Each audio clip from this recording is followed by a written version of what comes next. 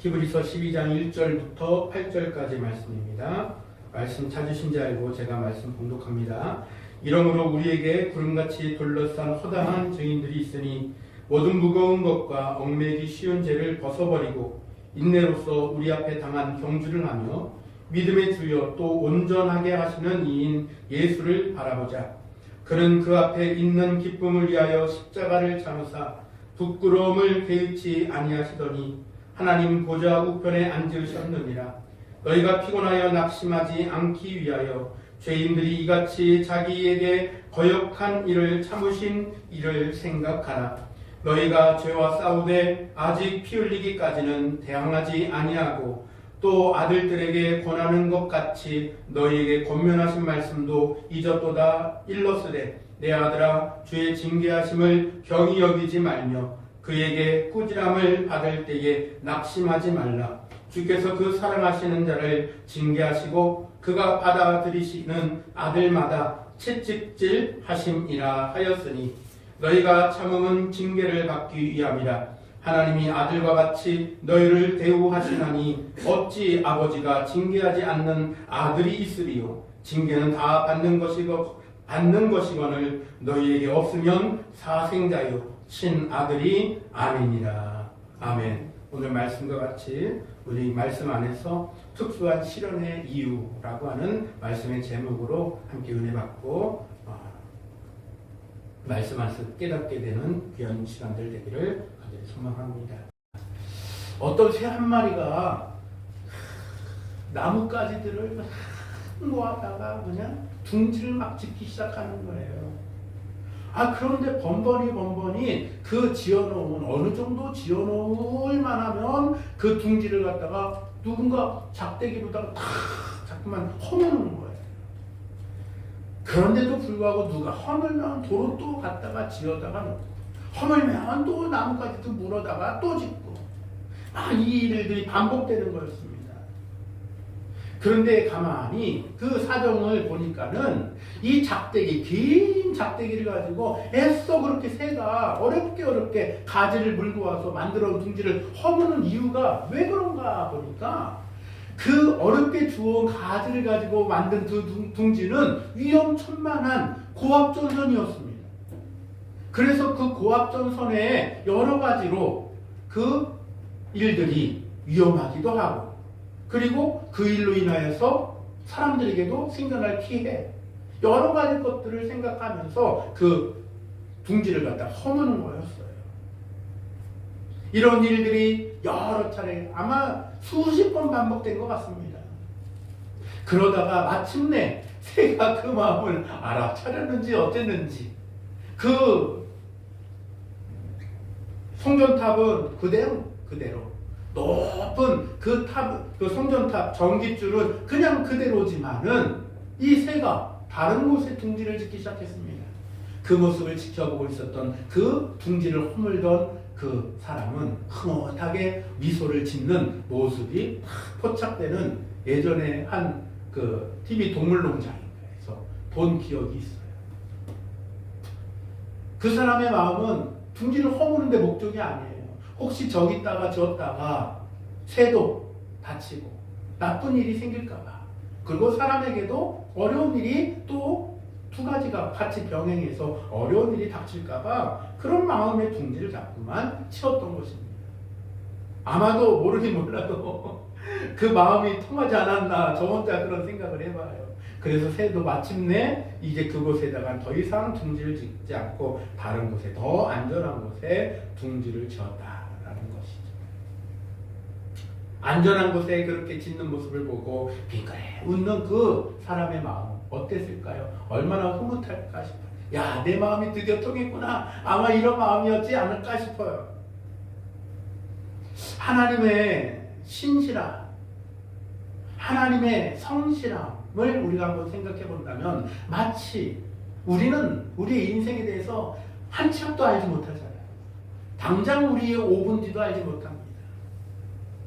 그런데 우리는 자꾸만 마치 그 새처럼 가지를 주워다가 둥지를 짓는 것처럼 우리는 열심히 할지도 몰라요. 이게 좋은 줄 알고 말이죠.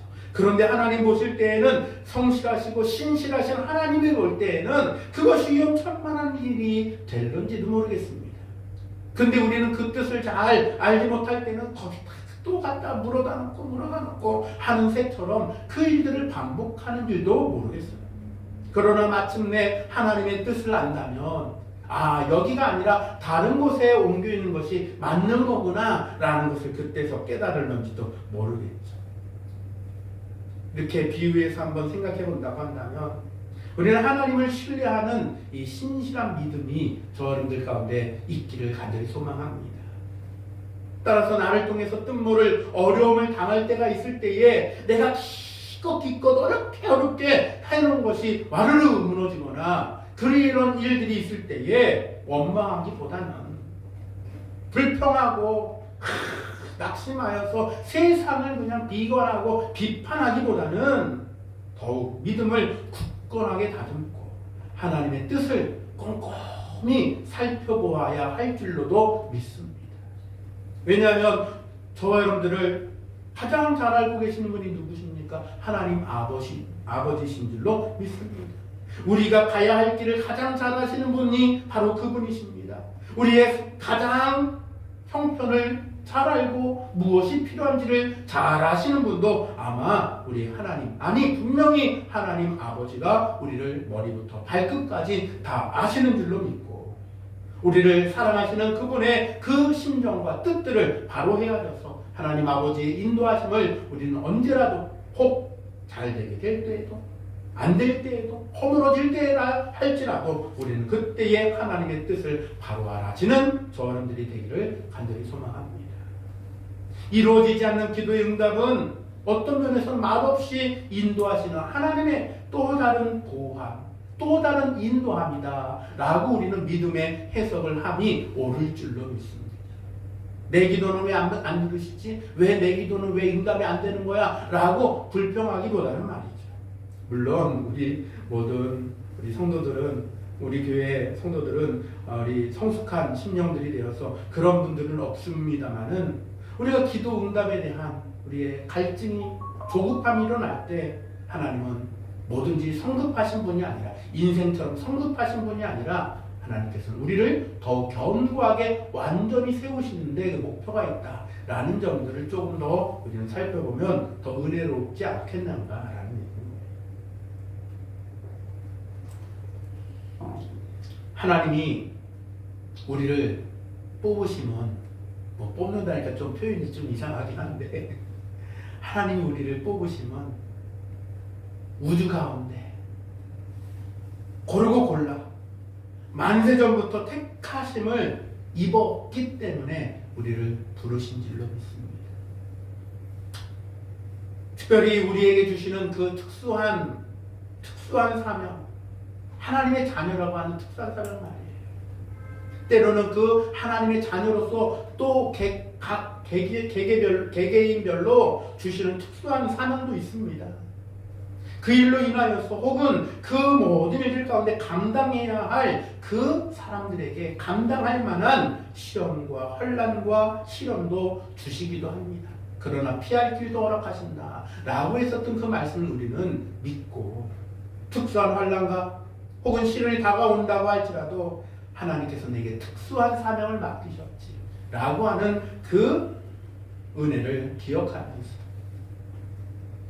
끝까지 믿음의 길을 달려나가고 특수한 시련의 이유를 찾아가 보는 저여러분들이 되고자 하는 그런 심정에서 오늘 말씀의 제목도 특수한 시련의 이유, 그리고 우리는 그것에서 조금 더 중심을 좀 찾아보려고 합니다. 따라서 징계를 받을 때 우리의 자세가 좀 필요해요. 시련을 당할 때, 좀 다른 말로 하면 시련을 당할 때에 우리의 자세가 좀 필요합니다. 오늘 말씀에서도 징계가 없으면 뭐라고 그랬습니까? 사생자여 친아들이 아니다 라고도 8절 말씀에서 분명하게 말씀하는 것으로 봤을 때에 징계는, 시련은 하나님의 자녀들에게 필수 조건이다 라는 것들도 한 번쯤은 알아야 될 필요가 있고 이미 아시는 줄로도 압니다. 따라서 징계를 받을 때 나의 자세는 어떠한가를 한번 점검해 보자고요. 따라서 징계를 받을 때의 자세는 낙심하지 않아야 됩니다. 징계를 신앙의 경주를 위한 채찍쯤으로 우리는 여겨야 할 줄로 믿습니다. 달리는 말에게 뭐 한다고 합니까? 채찍을 가한다고 그러죠. 이거는 때리는 게 아니에요. 더 열심히 할 수 있도록 격려 차원, 그리고 더 어떠한 일들 가운데서 힘을 더 북돋아주는 그러한 일들이 되는 것입니다. 따라서 우리는 징계를 받을 때, 시련을 당할 때에 낙심치 않아야 됩니다. 많은 성도들이 죄와 싸우되 피 흘리기까지 하는 신앙의 경주를 하지 못하는 것, 오늘 본문 말씀에서도 그 부분을 다루고 있습니다. 너희가 죄와 싸우되 아직 피 흘리기까지는 대항하지 아니하고, 그런 부분들을 다루고 있다는 거예요. 많은 성도들이 죄와 싸울 때 피 흘리기까지 하는 신앙의 경주, 이거에 대한 개념을 어떤 경우에는 많이 느슨하게 하고 있다는 거예요. 하나님의 징계를 쉽게 생각하거나 혹은 좌들로만 그냥 여기는 일들 때문에 이 부분에 대해서 느슨해진다는 것입니다. 하나님의 징계는 따라서 아버지가 아들에게 하는 사랑의 채찍이다 라고 하는 차원으로 우리가 받아들인다고 한다면, 아들을 죽으라고 때리는 부모 있습니까? 상식적으로 말이 상식선에서 그렇지 않죠. 따라서 사랑의 채찍을 할 때는 끝까지 이겨라 라고 하는 격려와 사랑의 채찍인 줄로 믿습니다.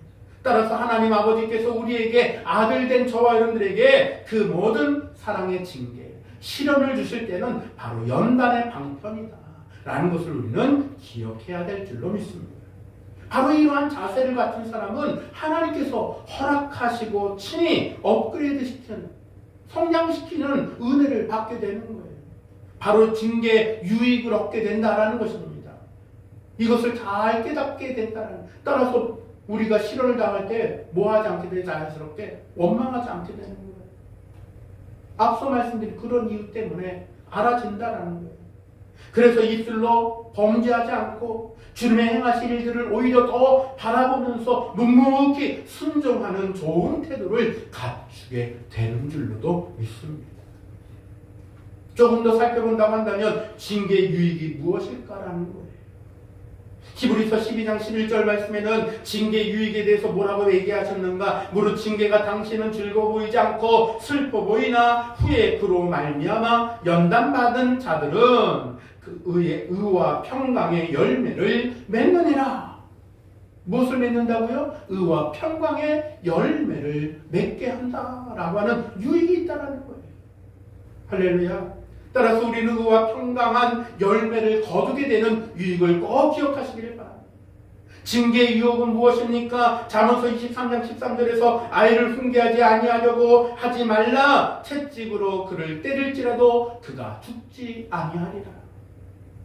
앞서 말씀드린 그런 이유도 있고, 그 아이가 더 잘 되기를 원한다면 사랑하는 자녀일수록 뭐라고 합니까?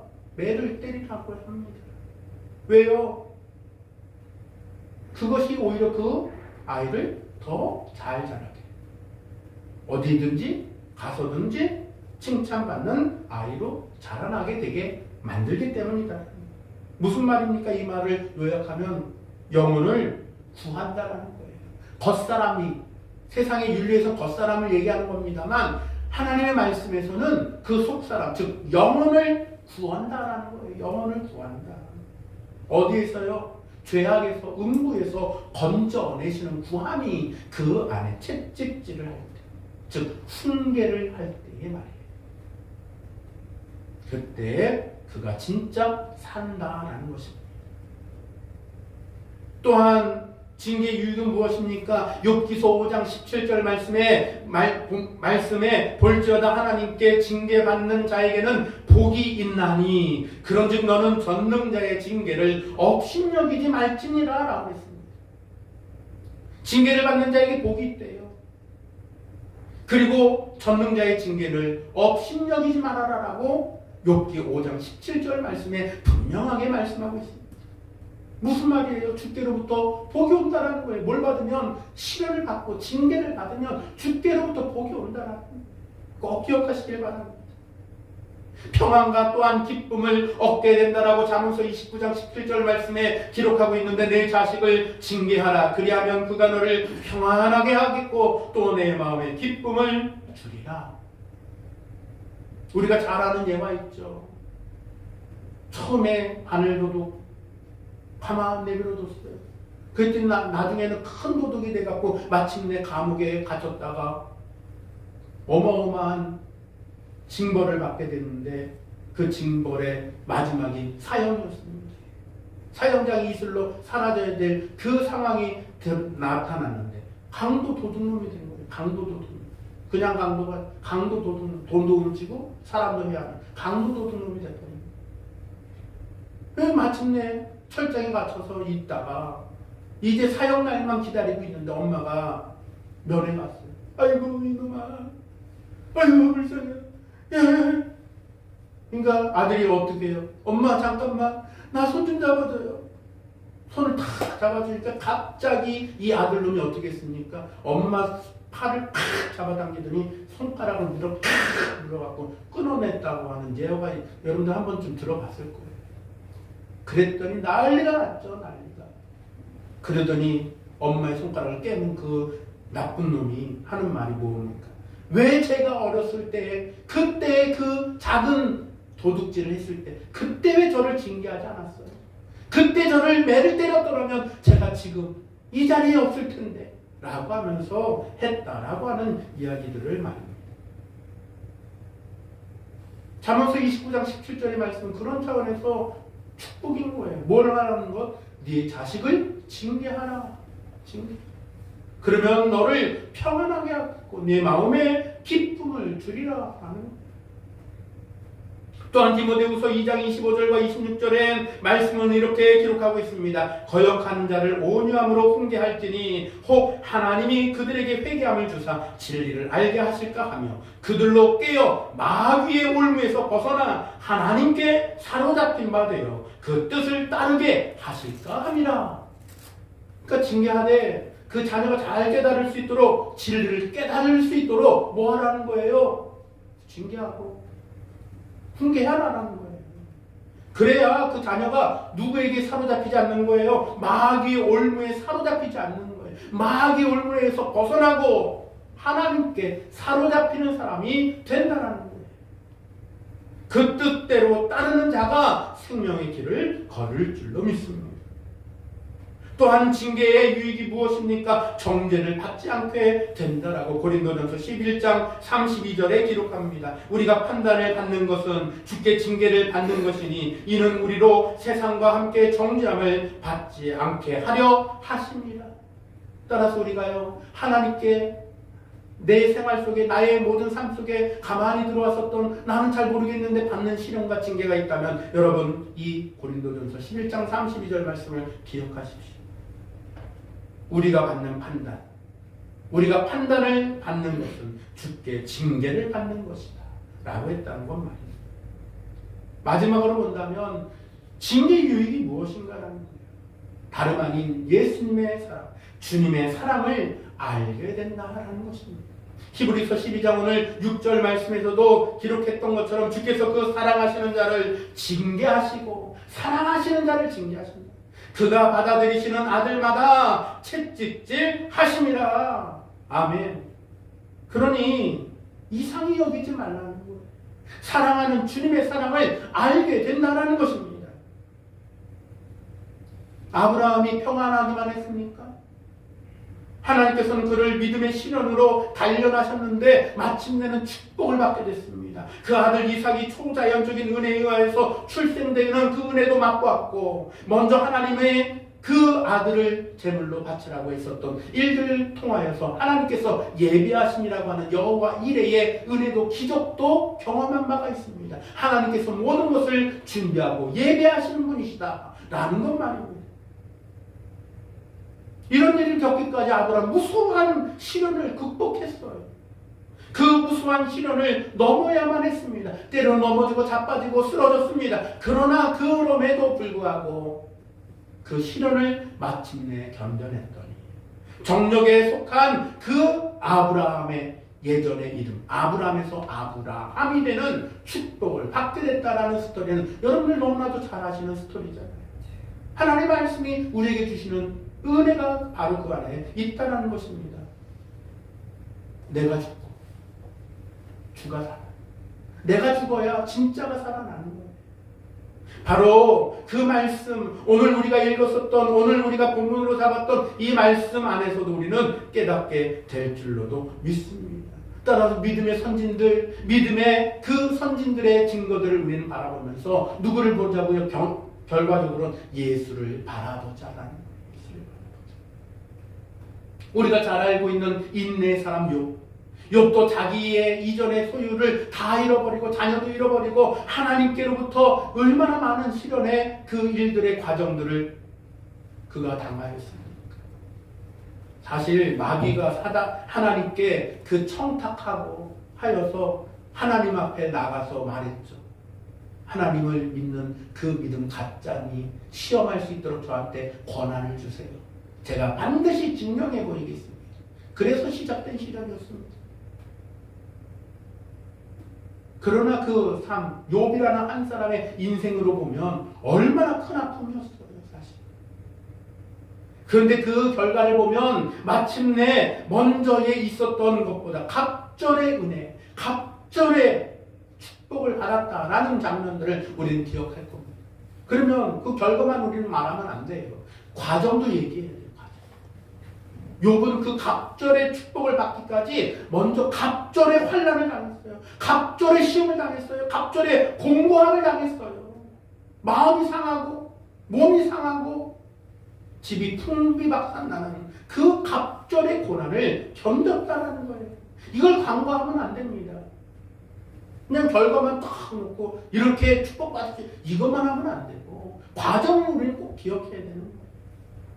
그러니 하나님의 은혜로우신가 하나님의 지혜로우신 그 일들을 우리는 바라보면서 하나님 나를 어떻게 다루실지 우리는 기대하면서 그 은혜를 견뎌내고 그 시련의 기간이 혹 있다고 한다면 통과하시기를 주님 이름으로 간절히 축원합니다.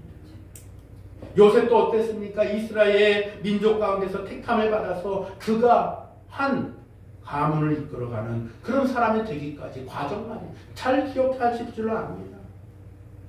형들의 손에 의해서 거의 죽다시피 해서 애굽의 종으로 팔려가는 시련도 겪었고요.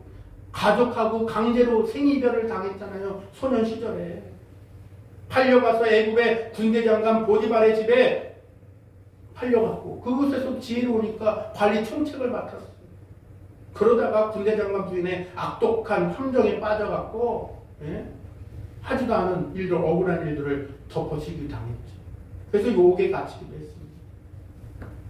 아마 저였다면 요셉이 앞서 무슨 사람이 꿈의 사람이잖아요. 꿈의 사람. 아마 그 꿈을 원망했을지도 모르지만 아마 저였다. 그거 전부 다 허사구나. 아이고 그래 헛된 꿈이었구나. 그런데 요셉은요 감옥에서까지도 그 꿈을 놓치지 않았어요. 그리고 마침내 하나님께서는 그 주신 꿈을 마음에 간직하고 있던 그 요셉에게 때를 허락하셨더니 그 때에 하나님은 요셉을 들어 사용하신 줄로 믿습니다. 마침내 그 꿈이 이루어졌다는 거예요.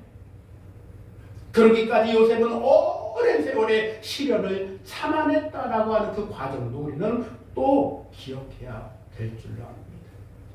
열거할 사람이 너무 많지만 여기 정도만 하고 바로 믿음의 선진들이 이런 과정들을 겪었다는 거예요. 축복만 그것만 놓고 얘기할 게 아니라 과정들 오랜 시간 동안 고난과 시련과 징계의 그 기간들을 견뎌냈다, 거쳐냈다라는 것입니다.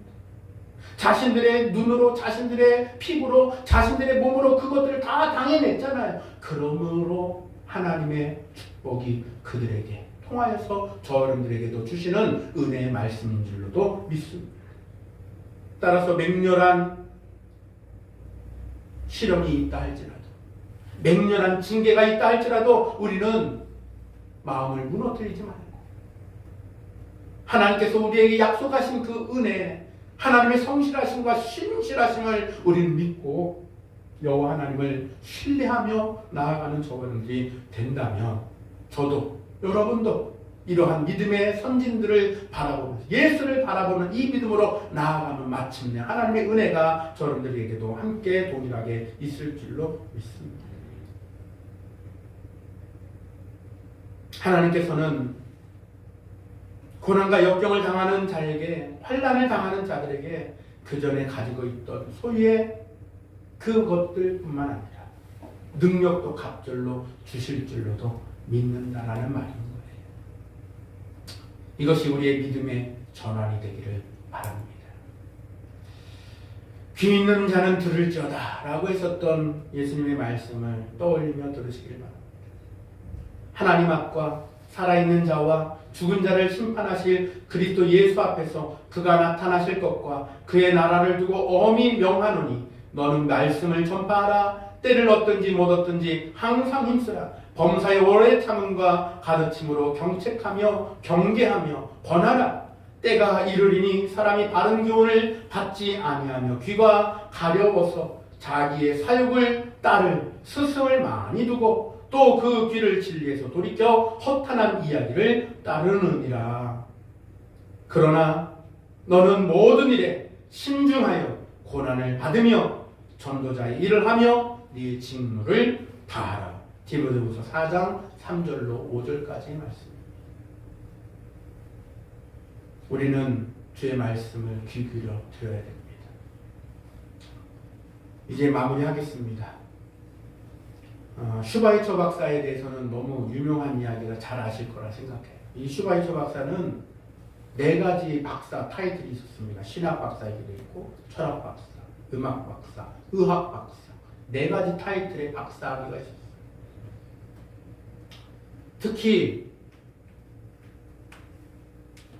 일설에 의하면 이런 많은 공부를 했음에도 불구하고 그가 음악 박사라고도 했잖아요. 이 슈바이처의 피아노 실력이 엄청나게 뛰어났다고 합니다. 그래서 이 피아노가 아마 이것을 더 정진했다면 아마 세계 제1의 피아니스트가 됐을 거라고 하는 이야기들도 있을 정도로 그는 피아노에 매우 아주 뛰어난 사람입니다. 그러니까 음악 박사도 아마 땄겠죠. 그러나 그 모든 영광과 보장된 미래를 슈바이처는 누리지 않았어요. 내던져버렸어.